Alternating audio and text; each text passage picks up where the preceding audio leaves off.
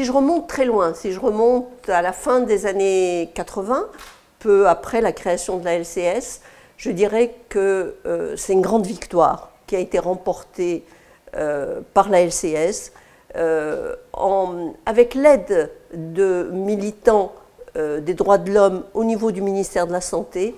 Et c'était le fait d'avoir obtenu l'anonymat des déclarations et d'avoir obtenu que le dépistage soit volontaire.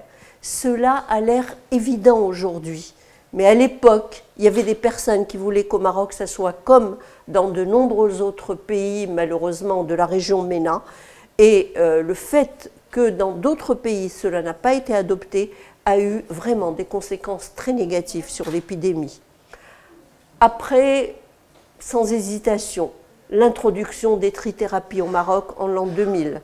Et à cette époque, nous étions l'un des premiers pays africains et le premier dans la région MENA à introduire les trithérapies.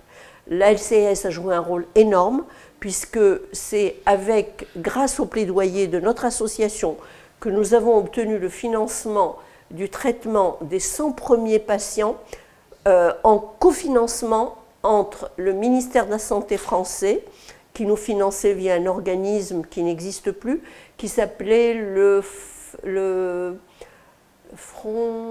FSTI, le Front thérapeutique international, le Front pour la solidarité thérapeutique internationale, et le ministère de la Santé, bien sûr. Si on continue à remonter dans le temps, je dirais que ça a été la visite royale, la visite de Sa Majesté le Roi, qui est venu dans le service maladies infectieuses que je dirigeais à l'époque pour inaugurer un hôpital de jour. Un magnifique hôpital de jour qui a permis d'améliorer les conditions de prise en charge des patients et qui s'est penché sur le lit de malades, qui leur a serré la main, et cela a eu un impact énorme, avec un recul très net de la discrimination des personnes vivant avec le VIH, avec le fait que plusieurs départements qui ne s'intéressaient pas, ministériels qui ne s'intéressaient pas au sida s'y sont intéressés. Et puis en 2005, ça a débouché sur le haut patronage de Sa Majesté et son soutien extrêmement précieux pour le lancement du premier SIDAction au Maroc.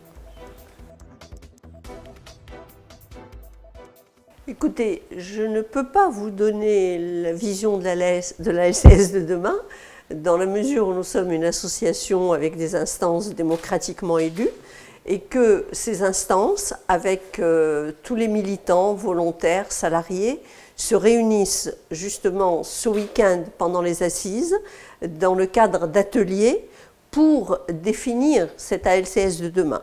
Nous avons des ateliers sur la gouvernance, des ateliers sur la mobilisation des volontaires, des ateliers sur la pérennisation des financements et sur la couverture géographique de nos programmes. Donc, vous voyez que c'est en pleine élaboration.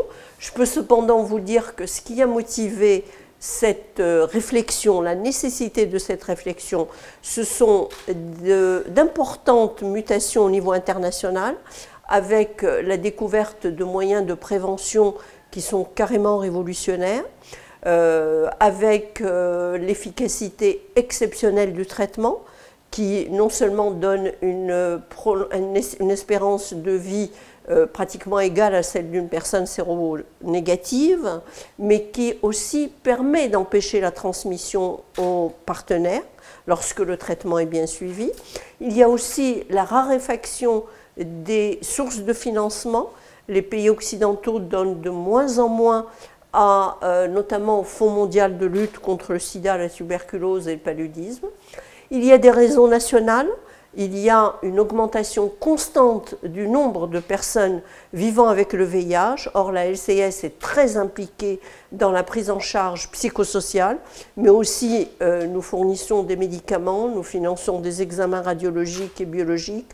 Et ce qui est quand même une bonne nouvelle, c'est que cette augmentation n'est pas due seulement à l'augmentation du nombre d'infections, elle est due à l'amélioration du dépistage et à l'espérance de vie, qui est, comme je viens de le dire, beaucoup plus longue sous traitement.